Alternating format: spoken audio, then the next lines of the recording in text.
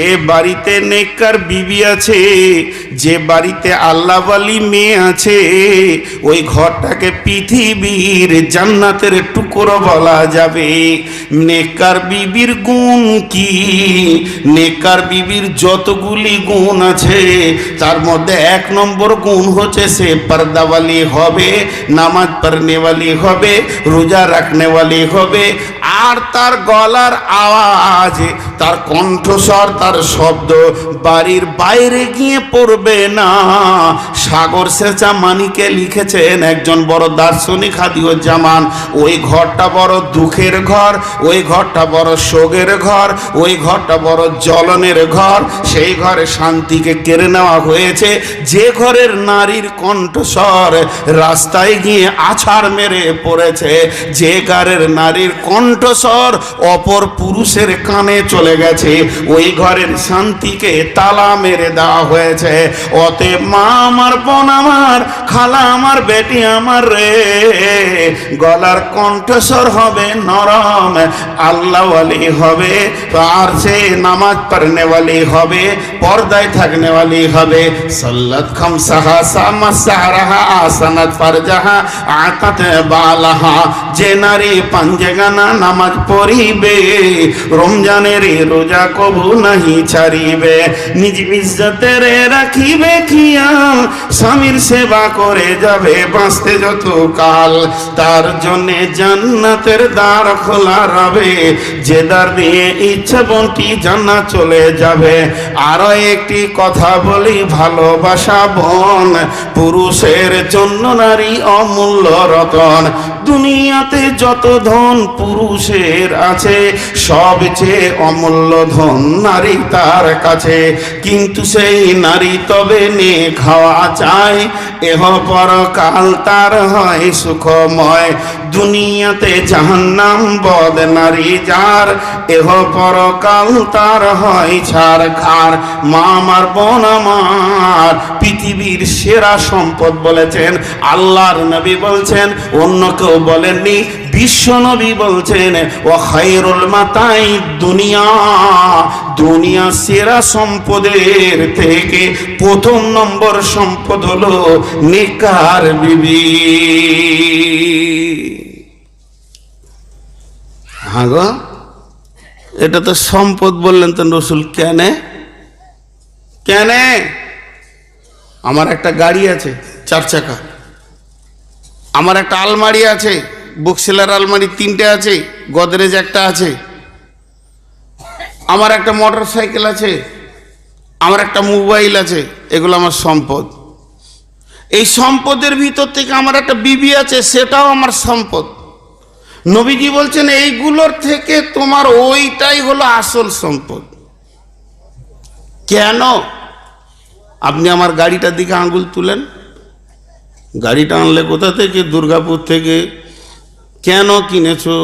প্রোগ্রামে যাওয়ার জন্যে। মোটর সাইকেলটার দিকে আঙুল তুলে আনলে কোথা থেকে? বর্ধমান থেকে। কেন কিনেছো? এটা আমি হাট বাজার করি, এলাকায় চলাফেরা করি। এরপরে আঙুল তুললেন আমার আলমারির দিকে, এগুলো কেন কিনেছো? বলে বাড়িতে বই আছে, বইগুলো রাখার জন্য আলমারি কিনেছি। তারপরে হাত তুললেন এইভাবে আমার মোবাইলের দিকে, এই মালটা কোথা কিনেছো? না ইলাম বাজারে। কেন কিনেছো? আমি কানেক্ট করি, কথা বলি, ডাউনলোড করি হাদিস কোরআনগুলোকে, বক্তাদের বক্তব্যগুলোকে আমি শুনি। এইভাবে একটা একটা করে আপনি কেন কেন জমি কিনেছি, কেন না আমি চাষ করব, তার থেকে ফসল নিব। এবার আমার বিবির দিকে আঙুল তুললেন, এটা এনেছো কোথা থেকে? বলে এটা এনেছি আপনার বীরভূম নতুন গ্রাম থেকে। কেন এনেছো? এই সম্পদটা তোমার কি কাজে লাগে? তখন আমি উত্তর দিব, আমি কবরে চলে যাওয়ার পর আমার কবরের পাশে দাঁড়িয়ে দাঁড়িয়ে যে ছেলেটা কাঁদবে, যে মেয়েটা আমার জন্য 2 টাকা দান করে বলবে, আল্লাহ আমার আব্বাকে তুমি জান্নাতে দাও, এই সম্পদটা পৃথিবীর কেউ দিতে পারবে না। আমার গাড়ি পারবে না, গাছ পারবে না, আর কেউ পারবে না, জমি পারবে না, জায়গা পারবে না। আমার রক্ত থেকে আমার সম্পদ ভবিষ্যৎকে পৃথিবীতে যে রাখবো, ওই মেশিনটার নাম হলো মহিলা।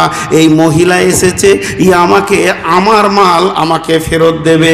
কারণ আল্লাহ তাবারাক ওয়া তাআলা কোরআনে বলেছেন, ওয়াল হাফিজুনা লিল গায়বি বিমা হাফিজাল্লাহ। তোমার কাছে তোমার স্বামী যেটা আমানত রেখে গেছে, এই আমানতের 3টে ভাগ করা হয়েছে। জমি জায়গা মাল, জমি ধান চাল ঘরের মালটা আমার বিবির কাছে আছে আমানত, আমি জালসা করতে এসেছি, ওটা ওর কাছে রয়েছে আমানত। দ্বিতীয় নম্বর আমানত রয়েছে আমার বিবির মাথার চুল থেকে বডিটা মহারণা দিয়ে কিনে নিয়েছি, ওই বডিটাও আমার আমানত। স্বামীর আমানতের খিয়ানতি করবে না, মানে ওই বডিতে অন্য কোনো পুরুষ আনন্দ পাবে না। 3 নম্বর আমানত, আমার রক্ত যেটা আমার বিবির পেটে আমি পৌঁছে দিয়েছি আল্লাহর কুদরতে, এই আমানতটা আমাকে সে রিটার্ন করবে, আমার ঘরে এসে আমার বাচ্চাগুলিকে লালন পালন করবে। এই মেশিনটা পৃথিবীর কোথাও পাওয়া যাবে না। এর জন্য নবীজি বলেছেন, ও খায়রুল মাতাঈদ দুনিয়াল মিরাতু সালেহা, এই নেককার বিবি হলো তোমার পৃথিবীর সেরা সম্পদ। তাহলে মেয়েদের 4টা ব্যাখ্যার মধ্যে 3টে হলো। 1 নম্বর, মেয়েরা মেয়ে, ওদের চিন্তা চেতনা চলাফেরা উঠা বসা মেয়ে, পুরুষের সব কিছু। 2 নম্বর বলেছি ওরা হলো আহলিয়া, পরিবার কন্ট্রোল করেনেওয়ালা। কোরআনে আরেক জায়গায় আছে ওই রকম, ওরা পরিবারকে কন্ট্রোল করে। আর 3 নম্বর কি বললাম, ওরা হলো নারী, আমরা হলাম পুরুষ। এবার মেয়েদেরকে হার্স বলেছেন, কোরআন বলেছেন হার্স সূরা বাকারাতে। দেখেন হার্স। হাজি ভাই, মাঝে একটা কথা জিজ্ঞেস করি, আপনাদের বিরক্ত লাগছে নাকি? তো এত উঠা বসা করছে কেন? হ্যাঁ না, এই এত উঠা বসা করছে কেন আমি খুব চিন্তা করছি তখন থেকে। বহু জায়গায় জালসা করি, এত পিসাব করার লোক দেখি না তো। তাহলে এইখানে সুগারের রুগী বেশি আছে, সুগার স্পেশাল ডাক্তার মেয়েটে কোনো একটা পাঠিয়ে দেবো। আর 2 নম্বর কথা হচ্ছে, যেখানে পেশাব পৌঁছে তার জায়গাটা কি অবস্থা হয়েছে বলো দিই না। সে সকালবেলায় ধান আনবে 2টি, কি করে ভেজে বলো দিই। হ্যাঁ, এ জ্বালা কি সহ্য হয় গো। আর কেউ পেশাব করবেন না, ওটা অভ্যাস খারাপ। ও বসে আছে, এবার শয়তান বলছে, আরে তো তোকে পেশাব লাগে না, দেখ মনে মনে কর লেগেছে মনে হচ্ছে, ওর তো এবার মেরে ওই পেশাব যখন বসবে তখন বলবে, আরে তো তুই যখন পেশাব করতে এসেছিস তখন 2 টান মেরিলে তারপর যে বইলে। এই করে করে শয়তানেদেরকে তুলে নিচ্ছি, এরা বুঝতে পারছে না আর কি। তো উঠিয়েন না, এটা খুব খারাপ জিনিস। উঠলে বক্তার মন ভেঙে যায়। আমি অনেকে বলে আপনার বাংলাদেশের বক্তাগুলো এত ভালো হয় কেন? বাংলাদেশের লোক বক্তাকে বকিয়ে নিতে পারে, এত সুন্দর অ্যাক্টিভিট থাকে ওদের। ইন্ডিয়াতে এই অ্যাক্টিভিটটা পাই না। তো যাই হোক, মেয়েদের 4টা ক্যাটালগ বলেছি, তার মধ্যে 3টে বলা হয়ে গেল। নারী আর নারী, বডির দিক থেকে নারী, মিজাজের দিক থেকে নারী বলে ফেলেছি। মেয়েদেরকে পরিবার বলা হয়েছে, পরিবার বলতে স্ত্রীকে ইশারা করে বোঝানো হয়েছে। আপনি আমাকে জিজ্ঞেস করবেন আপনার ছেলে মেয়ে কেমন আছে, সব ভালো আছে, তো আপনার পরিবার কেমন আছে, পরিবার বলতে স্ত্রীকে বলা হয়েছে। 2টা গেল। আর 3 নম্বর যেটা বলেছি, পৃথিবীর সেরা সম্পদ বলা হয়েছে নারীকে, 3টে হয়ে গেল। এবার আল্লাহ বলছেন হার্স। কথা বলছেন সূরা বাকারায়, বিসমিল্লাহির রহমানির রহিম, নিসাউকুম হারসুল্লাকুম ফাতু হারসাকুম, নিসাউকুম হারসুল্লাকুম ফাতু হারসাকুম। মেয়ে তোমাদের জমিন, হার্স বলা হয় শুধু জমিন বললে হবে না, মেয়ে তোমাদের উর্বর জমি, আর এই জমিকে চাষ করে তোমরা ফসল লাও। এবার আর জমি হয়ে গেল, জমি হয়ে গেল। এর আসল ব্যাখ্যাটা যদি শুরু করে দিতে এইখানেই রাত 12টা, আর যেতে হবে না অন্য আয়াতে। তা হালকা আপনাদের সামনে তুলবো, জমি কেন বললো গো? তাহলে আমি আমাকে দিয়ে উদাহরণ দিই। আমার বাড়িতে আমার বিবি হলো আমার জমি, আর আমার বাড়ি থেকে 500 মিটার দূরে আমার একটা জমি আছে, ওই জমিটা মনে করেন 10 কাঠা কি 5 কাঠার একটা আমার জমি। এই দুটিকে দিয়ে উদাহরণ দিচ্ছি। আমার একটা মাঠে আছে জমি, আমার ঘরে আছে জমি। আল্লাহর ভাষা বলছি, সূরা বাকারা থেকে বলছি। আমার মাঠের জমি, সেটাতে আমি ট্রাক্টর নিয়ে চাষ করে ফসল লি। আল্লাহ বলছে তোর ঘরের জমিটাকেও চাষ করে ফসল লে। তাহলে এটা কোন চাষ আর ওটাই কোন চাষ? কেন আল্লাহ জমি শব্দ ব্যবহার করলেন? মানুষের সমাজে দুইটি জিনিস প্রয়োজন। এই দুইটি জিনিস না হলে মানুষ পৃথিবীতে চলতে ফিরতে পারবে না। একটা হলো বস্তু আর একটা হলো সোশ্যাল। একটা হলো বস্তু, একটা হলো সোশ্যাল। একটা হলো সমাজ আর একটা হলো মাল। শুধু সমাজ আছে মাল নাই চলবে না, মাল আছে সমাজ নাই চলবে না। আপনাকে সমস্ত খাবার পানি দিয়ে যদি মরুভূমিতে 1 বছর রেখে দিই, কাউকে যেতে দিব না, আপনি হার্ট ফেল করে মরে যাবেন, একা থাকতে পারবেন না। আবার যদি 20 লাখ মানুষের মাঝে রাখে, সেখানে কোনো খাবার না পৌঁছায়, সেখানেও থাকতে পারবেন না। তাহলে এই মানুষের খাদ্য, বর্ণ, বস্ত্র, অন্ন, বস্ত্র, চিকিৎসা, শিক্ষা, বাসস্থান, 5টা জিনিসের প্রয়োজন। অন্ন, বস্ত্র, শিক্ষা, চিকিৎসা, বাসস্থান। এর জন্য আল্লাহ তাবারাক ওয়া তাআলা জিবরাইলকে দিয়ে প্রথমে 5টা আয়াত দিয়েছিলেন। কেন? পৃথিবীর বুকে 5টা কাজে মানুষের সমস্যার সমাধান মিটে যাবে। অন্ন, বস্ত্র, চিকিৎসা, শিক্ষা এবং খাদ্য। আল্লাহ তাবারাক বাসস্থান, এই 5টা দরকার। আর মানুষ পৃথিবীতে বাঁচতে গেলে 2 ধরনের দরকার। সোশ্যাল দরকার, সমাজের দরকার, আবার মানে মালের দরকার আর বস্তুর দরকার। তো আমার মাঠের জমি দিবে বস্তু আর ঘরের জমি দিবে সমাজ। এবার ইলাম বাজারে চলে যান, মার্কেটে কি আছে?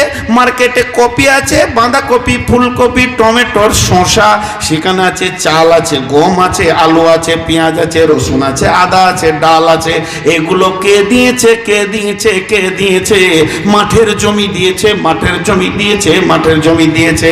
এবার সমাজে বাঁচতে গেলে ডাক্তার দরকার, মাস্টার দরকার, ইঞ্জিনিয়ার দরকার, মৌলানা দরকার, ইমামের দরকার, মোদারেসের দরকার, মুয়াজ্জিনের দরকার, ড্রাইভারের দরকার, রিক্সাওয়ালা দরকার, টোটোওয়ালা দরকার, দোকানের ব্যবসাদার দরকার।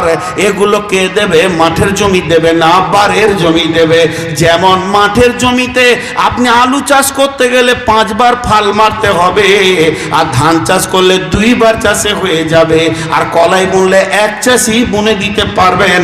আপনি যদি মনে করেন বাড়ির জমিটাকে চাষ করে আমি আলেম নিব, তো মেয়েটাকে ওই রকম পর্দায় রাখতে হবে।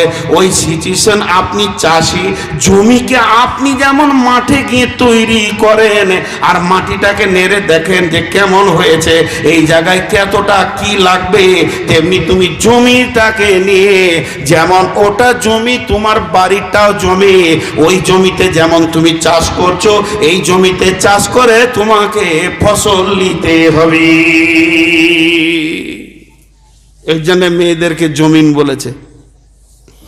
হ্যাঁ গো, মেটে কোনার ভাইরা, বাপজিরা, অতর এলাকার পাশে না 2-1টা লোক আছে, একবার মুখ খুলে বলেন, জমিতে যদি ধান ভুঁয়ে কারো টমেটোর ভুঁয়ে ছাগল লাগে, তো ওটা জমির দোষ না যে চাষ করেছে তার দোষ? জি, একজনা খালি মুখ খুলেছে, আর ও যদি খুললে তো ওদিক সবাই তাকাইছে। হাইরে সমাজ! একবার বলেন, চাষির দোষ না জমির দোষ? তাহলে যার বইয়ের কাপড় ধরে অন্য কেউ টানছে, হারে তুই কেমন চাষি রে, বেড়া দিই নাই রে ভালো করে, হ্যাঁ ছাগল ঢুকে গেছে, এই হুঁশ নাই। গাছ কয় রকম? 2 রকম, একটা লতা গাছ, একটা স্বাবলম্বী গাছ। স্বাবলম্বী গাছ দুপ করে নারকেল দিবে, আল ওয়ালাদ লিল ফেরাস, বিছানা যার সন্তান তার। আর যদি লতা গাছে একটুকু খেয়াল না রাখেন, আপনি পানি দেবেন, জোর সার দিবেন, কুঁড়বেন, নিরেন দিবেন, আর কদু ঝুলাবে আপনার খালাই তো ভাইয়ের চালাতে গোয়ালে, হুঁশ করে।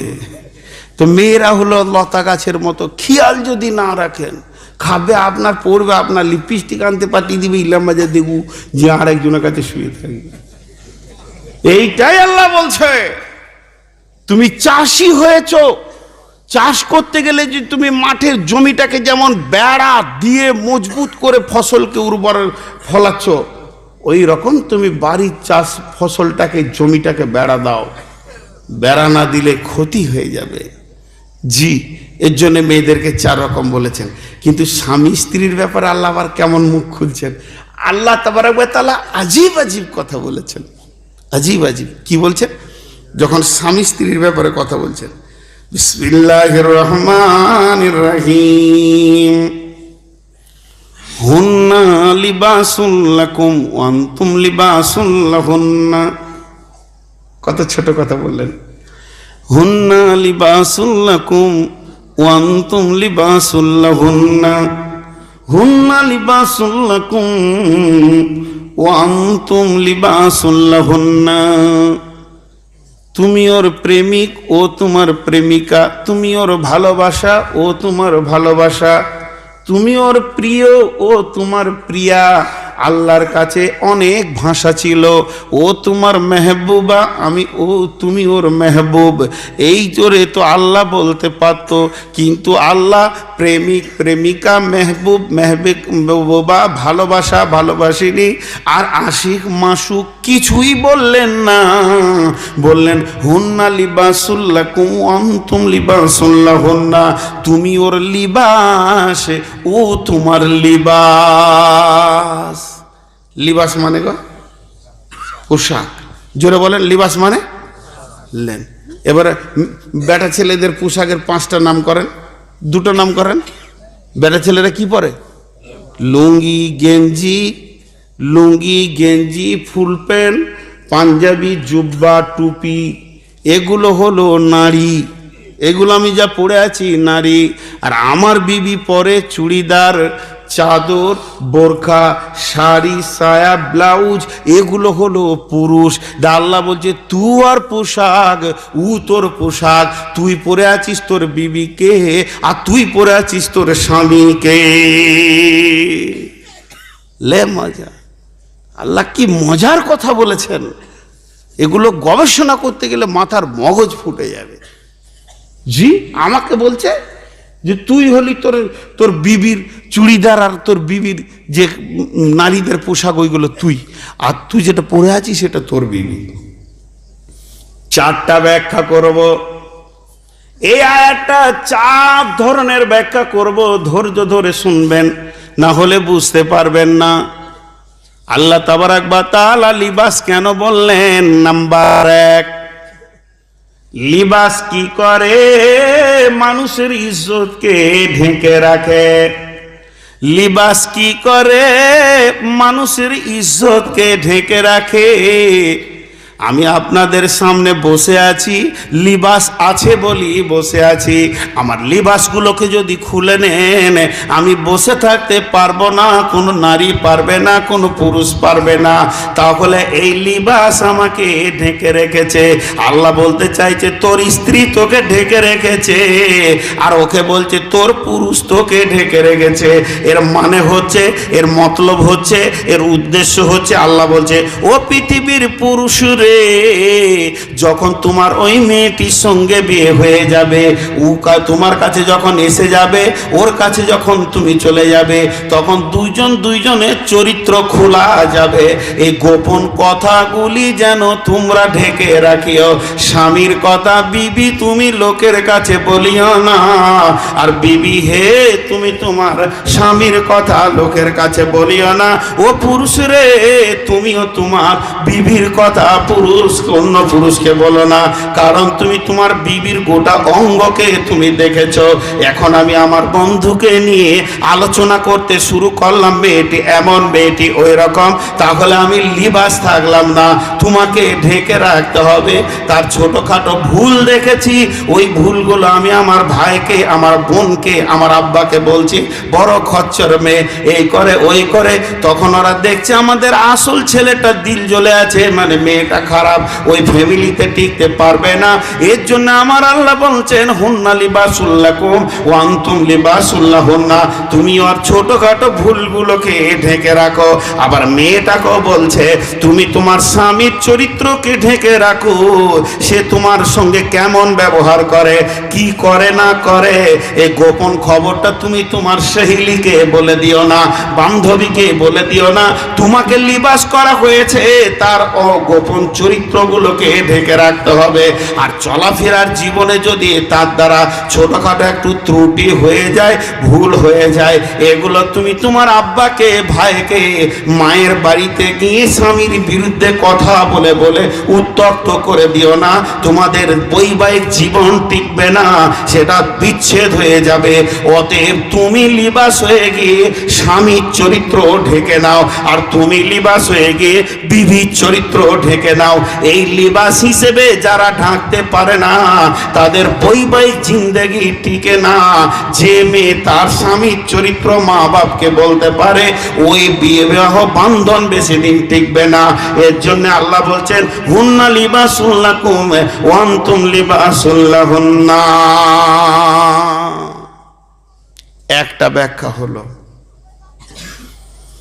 নাম্বার 2, মানুষ লিবাসকে কি করে? ময়লা হলে ঝাড়ে কি ঝাড়ে না? আরে হ্যাঁ না বলে না? খালি এরকম করবে, ভাত খাবে, একটু যদি হলুদ লেগে যায় দেখি সামান্য দেখি রে, লিবাসে নোংরা থাকে, এটা কেউ মেনে নিতে পারে না। একটু ময়লা হলে সাবান নিচে ধূপ ধূপ করে কেচে আয়রন করে যখন আলনাতে তুলে দেয় তখন ওর মনটা ভরে। জি, বুবু যখন সুন্দর করে শাড়িটাকে গুছিয়ে আলনাতে রাখে তখন ফিক করে একটু হাসে। ওটা তোমার স্বামী, যাকে আলনাতে রেখেছো, আল্লাহ বলছে ওটা তোমার স্বামী। তুমি যেমন শাড়িটাকে দেখে হাসতে পারলে তো স্বামীর গালটা দেখে একবার হাসো। বুঝে না আল্লাহ কোরআন এখানে কি বলছেন, এটা 2 নম্বর ব্যাখ্যা চলছে।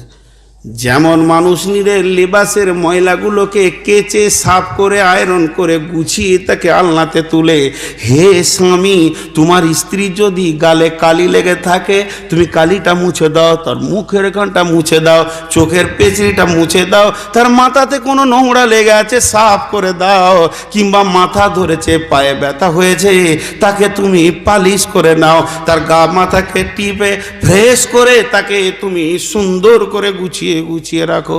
খালি বলেছে হাঁকো শীত হলো তো একটা ফেয়ার লাভলি দাও, বলছে খেপি সর্ষের তেল বলে দিলে আর কি। ওগুলোতে সাইড ইফেক্ট আছে না। তোমার হচ্ছে দায়িত্ব ওকে গুছিয়ে রাখা, তেমনি স্ত্রী স্বামীকে গুছাবে। হাদিসে আছে নবীজি যখনই জুব্বা পরতেন আম্মা জানা এসে এসে বোতাম লাগিয়ে দিতেন, সেন্ট মাখিয়ে দিতেন। আমি কাপড় পরতে শুরু করেছি, বিবি আমার দৌড়ে এসে বোতামগুলো লাগিয়ে দেবে, চশমাটা দিয়ে দেবে, গায়ে একটু সেন্ট মাখিয়ে দেবে, রুমালটা সাইজ করে দিয়ে বলবে যান। এটা হলো বিবির ডিউটি। এর জন্য আমার আল্লাহ বলছেন হুন্না লিবাসুল লাকুম ওয়া আনতুম লিবাসুল লাহুন্না। 3 নম্বর গেল।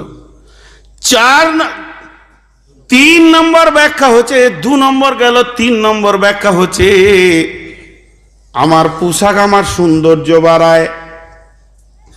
আমি যদি শুধু লুঙ্গিটা পরে থাকতাম কেমন লাগতো, গেঞ্জিটা পরলাম একটু সৌন্দর্য বাড়লো, জুব্বা পরেছি আরও বাড়লো, এটা পরেছি আরও বাড়লো, টুপি পরেছি আরও বাড়লো, চশমা নিলে আরও দেখতে ভালো লাগবে। পোশাক মানুষের সৌন্দর্য বাড়ায়, যত পোশাক পরবে অত সৌন্দর্য বাড়বে। তাই আমার আল্লাহ বলছেন হুন্না লিবাসুল লাকুম ওয়া আনতুম লিবাসুল লাহুন্না। ই হলো তোমার সৌন্দর্য, তুমি হলে ওর সৌন্দর্য। কেমন? আমার মামা ফোন করছে ধরেলেন, কিংবা আমার খালা, আমার খালা আমাকে তুই তুই করে কথা বলে কোলে করে মানুষ করেছে। হ্যালো, কোথায় রয়েছিস বাপ? বলে খালা আমি মেটে কোনায় জল সবজি। তো সোমবার দিন কোথায় থাকবি? সামনে মাসের 13 তারিখে। মা খালা ঘরেই থাকবো। তো তোর ভাইয়ের বিয়ে দিচ্ছি রে, ছোটটা আসবি, আর তুই আসবি দেখা আসিস না, আমাদের বউকে আনবি। জি, এবার মাসের যেদিন 13 তারিখ হলো, সকালবেলায় আমি গোসল করছি, বিবিকে বলছি তুমি রেডি হও। বিবি আমার গাল ফুলিয়ে বসে হয়েছে, আমি যাব না। আমার মনটা খারাপ হলো, বললাম তুমি চলো। আমি বলছি না, আমাকে ভালো লাগছে না, আমাকে অত ঘুরতে ভালো লাগে না, বিয়ে ঘর দেখতে ভালো না, তোমার খালি টানাটানি করা। আমি বললাম না, তুমি আমার সঙ্গে চলো, নাহলে আমাকে ভালো লাগছে না। কোনো মতেই গেল না। তখন 4 চাকাটা বাদ দিয়ে 2 চাকা নিয়ে চলে গেলাম।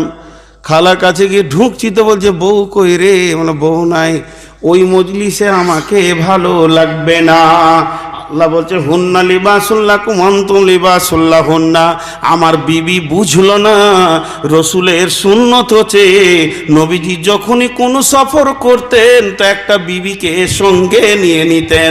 বিবি হলো তার সৌন্দর্য বাড়বে সাথে থাকলে। তো আমার সঙ্গে যদি আমার বিবি যেত, আমি গাড়ি থেকে নামতাম, আমি ছেলে হিসেবে তার বাড়িতে ঢুকতাম, আর ও বৌমা হিসেবে আমার খালার বাড়িতে ঢুকতো। বিয়ে বাড়ি সবাই দেখতো এক জোড়া এসেছে, জোড়া এসেছে তো জোড়া এসেছে। আর আমি একা গেলে যখনই দেখে নিব আমার আর একটা খালাতো ভাই জোড়াতে ফিস ফিস করে গল্প করছে, কলজেটা চলে যাবে। বলে কোন খেপিকে বিয়ে করেছি রে শালা? বিয়ে ঘরে ওরা গল্প করে গা দিয়ে দিলে আমার খেপি ঘরে থেকে গেল, এলো না, ভালো লাগবে না, মন মেজারমেন্ট করবে না। এর জন্য আমার আল্লাহ বলছে রে, তুই ওর লিবাস যেমন সৌন্দর্য বাড়ায়, তুই ওর পাশে থাকলে ওর ফ্যামিলিতে ওর সৌন্দর্য বাড়বে। পক্ষান্তরে আমার মামা শ্বশুর ফোন করছে, আমার বিবিকে কেমন আছিস? ভালো আছি। বলে আয় তোর ভাইয়ের বিয়ে দিচ্ছি, তুই আসবি, জামাইকে আনবি। আমি বললাম তুই যা, আমি যেতে পারবো না, ওই যে তোর বেটাকে নিয়ে যা, নাহলে ভাই বলে দিয়ে তোর চাচিকে, ওখানে ওকে ভালো লাগবে না। যখন আমাকে পেয়ে যাবে তো বুক উঁচু করে ঢুকবে। আমি একা ঢুকছি নাকি, আমি স্বামী নিয়ে ঢুকছি। আমার কম সম দাম নাই, আমার পেছনে আমার সৌন্দর্য রয়েছে। এর জন্য আমার আল্লাহ বলেছেন হুন্না লিবাসুল্লাকুম আনতুম লিবাসুল্লাহুন্না। তুমি ওর সৌন্দর্য, ও তোমার সৌন্দর্য। অতএব সবসময় তোমরা জোড়া অবস্থায় সফর করবে। আল্লাহ তাবারাক ওয়া তাআলা মেয়েদের আর পুরুষের মেজারমেন্ট করে দিয়েছেন।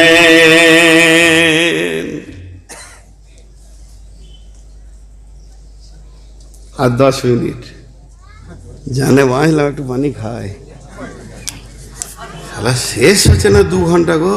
আর রুহুল তাকি বেড়ে দিয়েছে, কেটে পড়লো নাকি? বাস, ও তো এখন ঘুমুছে। জি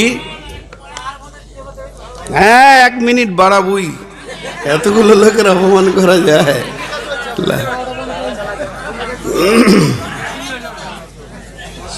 দাঁড়ান দাঁড়ান, ধৈর্য ধরে। তো আজ একটু বন্ধ করছি তো 16 জন করে উঠছে না। ওরা বিবির কথা শুনে এক্ষুনি বিবির মুলাকাতে যেছে নাকি, তাও আর লাগে যে গরম গরম আমলটাই করি আগে। চ বিবিকে দেখা করে আসি, একটু পাশে পাশে দাঁড়াই, লিবাস যখন বলছে। তো এত তাড়াতাড়ি আমল করতে হবে না ভাই, একটু শুনে যাও। বিসমিল্লাহির রহমানির রহিম। الرجال قوامون على النساء بما فضل الله بعضهم على بعض وبما أنفقوا من أموالهم فالصالحات قانتات حافظات للغيب بما حفظ الله والتي تخافون نشوزهن فعظوهن واهجروهن في المضاجع واضربوهن فإن أطعنكم فلا تبغوا عليهن سبيلا إن الله كان عليا كبيرا।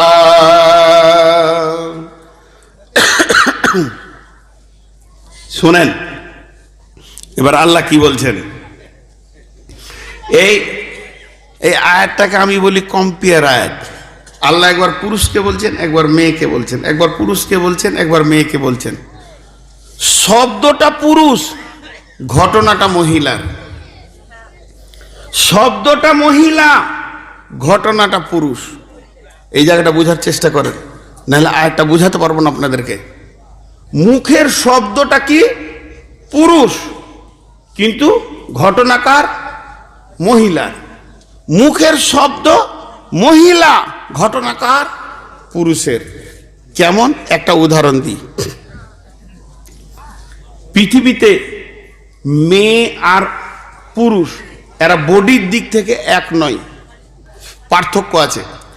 যেমন বডির দিক থেকে পার্থক্য আছে, তেমনি আত্মীয়তাতেও কিছু জায়গায় পার্থক্য আছে, আছে না? আত্মীয়তায় ছেলেদের বাপ আছে, মেয়েদেরও বাপ আছে, ছেলেদের মা আছে, মেয়েদের মা আছে, ছেলেদের খালা আছে, মেয়েদের খালা আছে, ছেলেদের ফুপু আছে, মেয়েদের ফুপু আছে, ছেলেদের মামা আছে, মেয়েদের মামা আছে, ছেলেদের শ্বশুর শাশুড়ি আছে, মেয়েদেরও শ্বশুর শাশুড়ি আছে, কিন্তু ছেলেদের শালা আছে, শালি আছে, মেয়েদের শালা শালি আছে। জীবনে হবে? আর বলেন জীবনে হবে? হবে না। আর মেয়েদের ভাসুর আছে, ছেলেদের জীবনে হবে? হবে না। তা এই জায়গাটা পার্থক্য। ধরেন এখানে তিরপল দিয়ে আছে, ওইদিকে দুটো মেয়ে গল্প করছে, গল্প করতে করতে একজন আরেকজনকে বলছে, বুবু জানিস আমাকে সেই দিনে বলছিল যে ওর শালিটা খুব খচ্চর। বলেন কথাটা পুরুষের না মেয়ের? বলছে মেয়েতে, ঘটনাটা কার? ও শালিটা খচ্চর, তাহলে ঘটনাটা কার? পুরুষের কি? পুরুষের নয়। ঠিক ওই ধরনের কোনো মেয়ে যদি, পুরুষ যদি বলে, আরে ভাই কি বলবো, সেদিনে গেলাম তো আমার কাছে কেঁদে কেঁদে বলছে আমার দেওরটা জান জ্বলিয়ে দিলে। বলেন ঘটনাটা কার? তাহলে মেয়েদের। এই জায়গাটা বুঝতে হবে। তো আল্লাহ শব্দ ব্যবহার করছে পুরুষ, কিন্তু মেয়েদেরকে সাবধানতা দিচ্ছে। দেখেন এবার আরেকটা তর্জমা শুনেন। বিসমিল্লাহির রহমানির রহিম। আর রিজাল, রিজাল মানে হচ্ছে পুরুষ, কিন্তু আল্লাহ পুরুষ শব্দ নিয়েছে, পুরুষদেরকে বলছেন না, মেয়েদেরকে বলছেন। আর রিজাল কাওয়ামুনা আলান নিসাই, আর রিজাল কাওয়ামুনা আলান নিসাই। আল্লাহ তাবারাক ওয়া তাআলা পৃথিবীতে সৃষ্টি করেছেন জোড়া জোড়া নারী আর পুরুষ। যত পুরুষ পৃথিবীতে আসবে তারা আদম আলাইহিস সালামের ভূমিকা নিয়ে দুনিয়া করবে, আর যত মেয়ে পৃথিবীতে আসবে তারা হাওয়ার ভূমিকাতে দুনিয়া করবে। অতএব মা রে, বোন রে, একটা মেয়ের জন্ম থেকে মৃত পর্যন্ত স্বাধীন জিন্দেগি পাবে না, পাবে না, পাবে না। তারা পরাধীনতা অবলম্বন করবে। আমার আল্লাহ এক কথায় বলে দিয়েছেন, আর রেজাল, পৃথিবীতে যত পুরুষ আছে, আর রেজাল, পৃথিবীতে যত পুরুষ আছে, আর রেজাল, পৃথিবীতে যত পুরুষ আছে, কাওয়ামুনা আলান নিসা, তারা মেয়েদের কাওয়াম। কাওয়াম মানে হচ্ছে তারা মেয়েদের কমান্ডার, তারা মেয়েদের অভিভাবক, তারা মেয়েদেরকে কমান্ডেন্সি করবে, তারা পরিচালনা করবে, আর মেয়েরা পরিচালিত হবে। তারা অধীনস্থে থাকবে মেয়েরা, আর পুরুষেরা তাদের উপরে হুকুমতি চালাবে। এটা আমার আল্লাহ বলে দিয়েছেন যে পৃথিবীতে যত মেয়ে আছে তাদের পুরুষের অধীনস্থে জীবন চলবে। কয়টা পুরুষ, কয়টা পুরুষ, কয়টা পুরুষ? এবার মুফাসসিরিনরা কলম ধরেছেন, ব্যাখ্যাকারীরা কলম ধরে বলছে 4 জন পুরুষ একটা মেয়ের নেতৃত্ব দেবে। একটা মেয়ে 4টা পুরুষের অধীনস্থে নিজের জীবনকে কাটাবে। মেয়েটা যেদিন আতুর ঘরে ট্যাঁ করে জন্ম নিয়ে নিল, ওই মেয়েটার অভিভাবক হয়ে গেল তার বাপ, ওই গাড়িটার মালিক হয়ে গেল তার বাপ। ওই মেয়েটা বড় হবে, পড়বে, ঘরে থাকবে, পর্দা থাকবে, বেপর্দা হবে, নেকি করবে, গুনাহ করবে, বেইজ্জতি করবে, ভালো করবে। ওর অধীনস্থ হবে তার আব্বা। আব্বা যদি মারা যান, আব্বা যদি বিদেশে কোনো কাজে চলে যান, আব্বা যদি পাগল হয়ে যান, আব্বা যদি অচল হয়ে যান, ওই মেয়েটার দায়িত্ব চলে যাবে তার ভাইয়ের ওপরে। বড় ভাই, মেজো ভাই, এইভাবে পরপর ভাইরা দায়িত্বে ভরে যাবে। বাপ আর ভাই যেদিন মেয়েটার বিয়ে দিয়ে দিবে, ইজাব কবুল হয়ে যাবে, আল্লাহর খাতাতে ওর নামটা ট্রান্সফার হয়ে স্বামীর কাছে চলে যাবে। এবার স্বামী যদি মারা যান, স্বামী যদি তালাক দিয়ে দেন, তাহলে আবার বাপ ভাই, আর যদি পেটের কোনো বাচ্চা থাকে তাহলে মায়ের মালিক হবে বাচ্চা। মেয়েদেরকে নারী নেতৃত্ব ইসলাম ভালোবাসেনি, নারী নেতৃত্ব ইসলাম কবুল করেনি।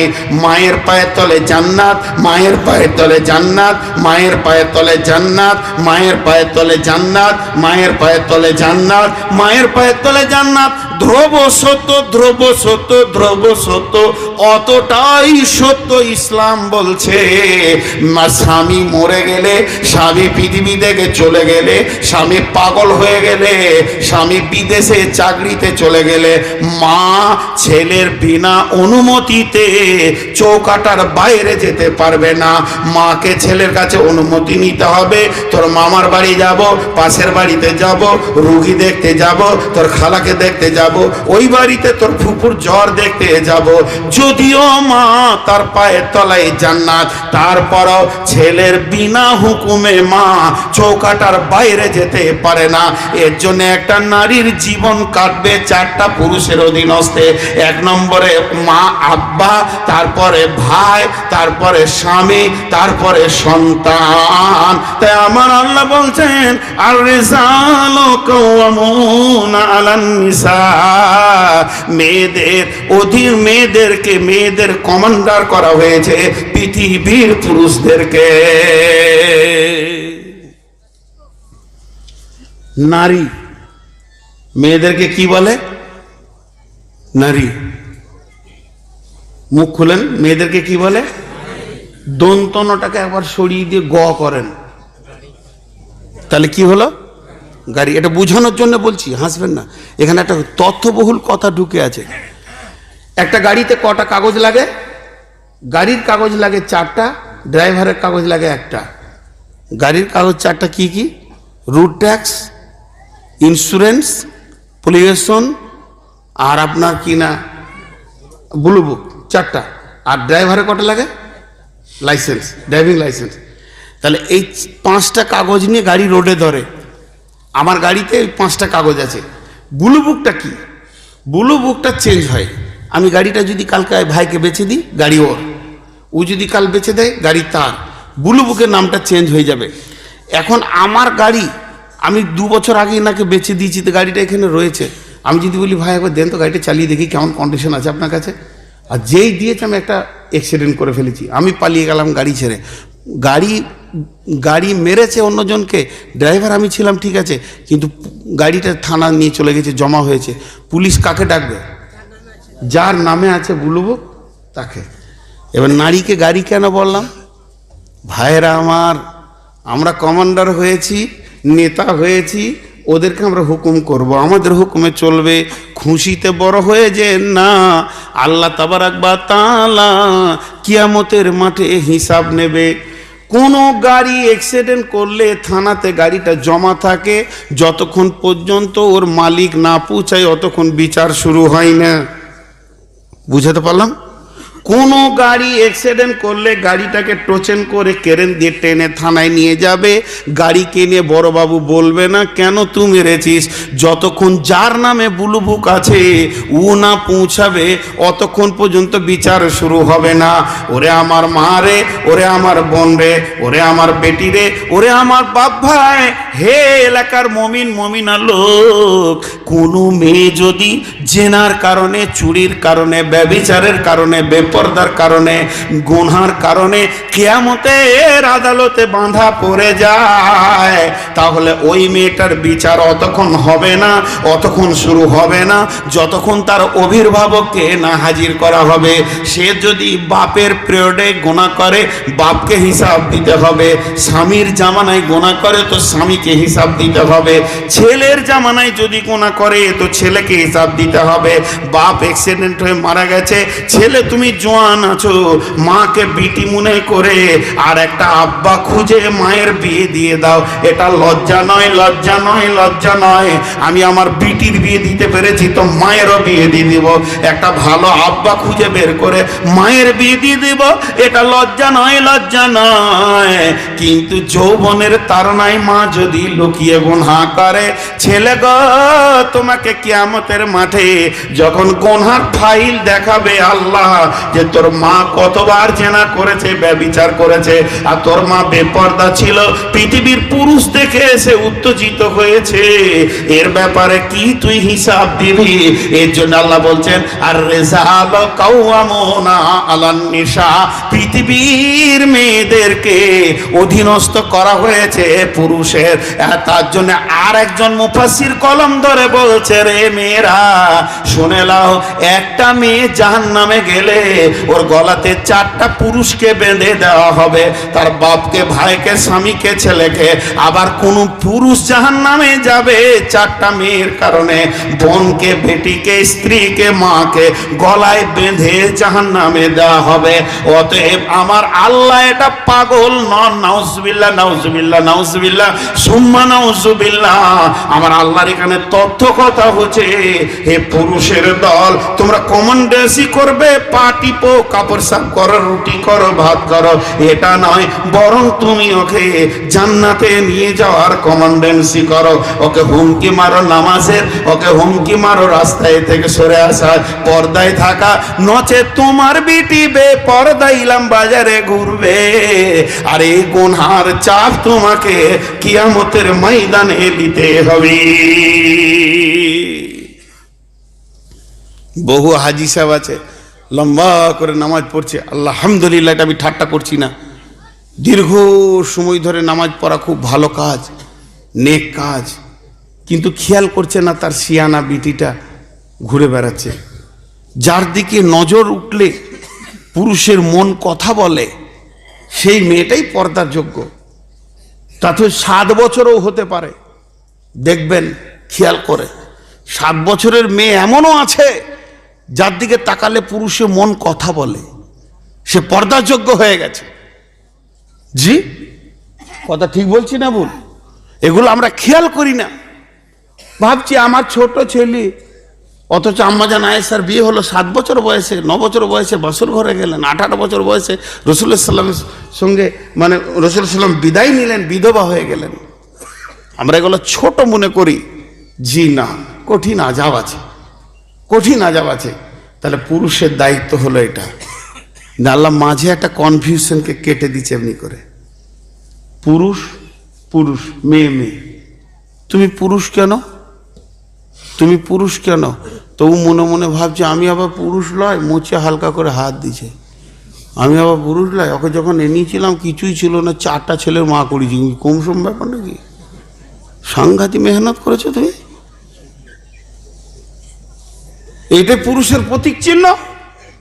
ওটা যদি পুরুষের প্রতীক চিহ্ন হয় তো তুমি 1 বছর 2 বছরে একটা ছেলের মা বানাবে। শুয়োর এক সিজনে 1.5 ডজন বানাই, তো তোর থেকে বড় পুরুষ ফার্স্ট প্রাইজ ওকেই দেবো। বাচ্চা হট, এটা কোরআন থেকে বলছি, যদি ভুল বলি তো প্রথমেই বলেছি বড় আলেমের জুতো আমার মাথার, আমার মাথার ফুল। কোরআন বলছে বিমা ফাদ্দালাল্লাহু বা'দাহুম আলা বাদিন, বিমা ফাদ্দালাল্লাহু বা'দাহুম আলা বাদিন, বিমা ফাদ্দালাল্লাহু বা'দাহুম আলা বাদিন। এর মানেটা জানেন? আমার স্ত্রীর কাছে গিয়ে আমি হাতটা পাতলাম, আমার স্ত্রী আমাকে একটা 100 টাকার নোট দিল, ওই নোটটা পকেটে ভরে নিলাম, আর এই পকেট থেকে আমি 2টো 50 টাকা ওকে দিয়ে দিলাম। কার কাছে কার ঋণ থাকলো বলেন, বিচার করে? কারো কাছে কারো ঋণ থাকলো না। তো আমার আল্লাহ বলছে, শোনো, পৃথিবীতে যে সন্তানগুলো এসেছে তোমাদের 2 জনকে আমি প্রেমের বন্ধনে দিয়েছিলাম, তুমি তোমার বিবিকে আনন্দ দিয়েছো, তোমার বিবি তোমাকে রিটার্ন আনন্দ দিয়েছে। এ ব্যাপারে, সন্তান আসার ব্যাপারে কেউ কারো ওপরে চাপতে যাবে না, কেউ কাউকে নিজেকে বড় মনে করবে না, কারণ তুমি যতটা ভূমিকা পালন করেছো তোমার বিবি অতটাই ভূমিকা পালন করেছে। ও তোমাকে আনন্দ দিয়েছে, ওকে তুমি আনন্দ দিয়েছো। এ ব্যাপারে তোমাকে আমি পুরুষ বলবো না, তুমি পুরুষ কেন শুনে লাও। আল্লাহ পুরুষত্বের প্রতীক চিহ্ন বলছেন, ওয়াবিমান ফাকু মিন আমওয়ালিহিম, ওয়াবিমান ফাকু মিন আমওয়ালিহিম, তুমি মাল ইনকাম করবে আর তোমার উপার্জিত মালে তোমার বিবি খাবে, পরবে, চিকিৎসা হবে, কসমেটিক সেজে বসে থাকবে, আনন্দ করবে, তবেই তুমি পুরুষ। তোমার ইনকামে তোমার বিবি খাবে, কাপড় পরবে, চিকিৎসা হবে, তবেই তুমি পুরুষ, তাছাড়া তুমি পুরুষ নও। হাজি ভাই, ছোট্ট করে 4টা রোগের কথা বলবো, 3টে, আপনারা একবার মুখ খুলে উত্তর দেন, শেষ হতে চলল, উত্তরটা একবার শুনি। 2-1 আস্তে করে বলেন, জোরে বলতে হবে না। বর্তমান জামানায় যে ছেলেগুলো মা বাপের ছোট ছোট আসছে, এরা নানার দিকে বেশি টান না দাদর দিকে বেশি টান? 1 নম্বর। 2 নম্বর, যে বউগুলো ঘরে রয়েছে নতুন নতুন, এই বউগুলো শ্বশুর শাশুড়ির দিকে বেশি টান না মা বাপের দিকে বেশি টান? 2টো রোগ। 3 নম্বর রোগ, 3 নম্বর রোগ, যে মেয়েগুলো বউ হয়ে এসেছে, এরা এখানে খুব খুশি আনন্দে সংসার করছে না, খালি মায়ের দিকে মন টানছে। ছোট শিশুটাও বলছে আমার মামা ভালো, চাচার নাম করলে লাফিয়ে উঠছে। কেন?